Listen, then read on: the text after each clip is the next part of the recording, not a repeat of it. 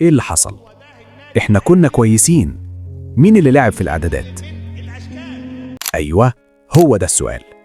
يوم 4/8/2023 فجأة وبدون مقدمات الأهلي يعلن رحيل سيد عبد الحفيظ من منصب مدير الكرة. خبر غريب وغير مبرر، وإلى الآن لا أحد يعلم أسبابه، لكنه كان بداية الخلل. الإدارة سكتت؟ لا طبعا، بعدها مشي المترجم، وبعدها مشي عبد المنعم، وكلنا عارفين أهمية منعم. المهم كمل كولر، رغم إن كان ليه طلبات ولم تنفذ، لكنه كمل وكسب الدوري وأفريقيا والسوبر. كولر لم يخسر بطولة محلية. الإدارة لقت الراجل شغال بالمتاح، فكبر دماغهم أكتر، وكأن كان في نية للضغط عليه. ليه؟ محدش عارف. آخر موسم لكولر بدأ يتخنق على الآخر، وخطة التطفيش نجحت. الأداء بدأ يقل، والمشاكل زادت وزادت أكتر بالخسارة من باتشوكا في كأس العالم. المفروض بقى إن الإدارة يكون عندها بعد نظر. أنت داخل على أهم بطولة في تاريخ النادي، كأس العالم للأندية في أمريكا.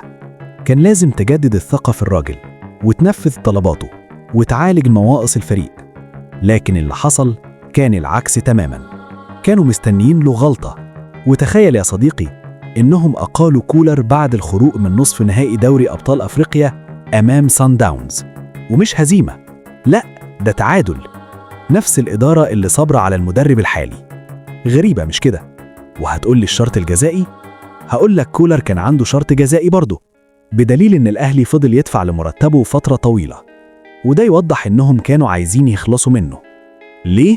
برضه محدش عارف. رحل كولر وارتاحت لجنة التخبيط، وكمل الدوري عماد النحاس واتسطرنا وكسبنا الدوري. طيب نعمل إيه بقى؟ نجيب مدرب قوي للبطولة المهمة؟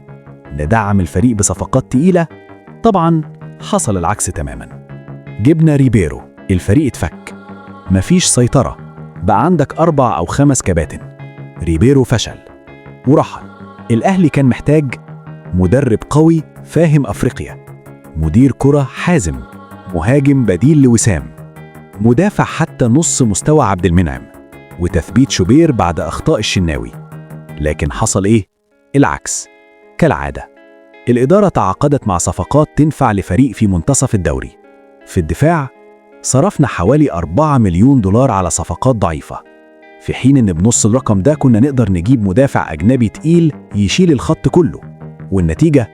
الأهلي استقبل 33 هدف. أي فريق عايز يسجل يسجل. في الهجوم المشكلة مستمرة من وقت رحيل وسام.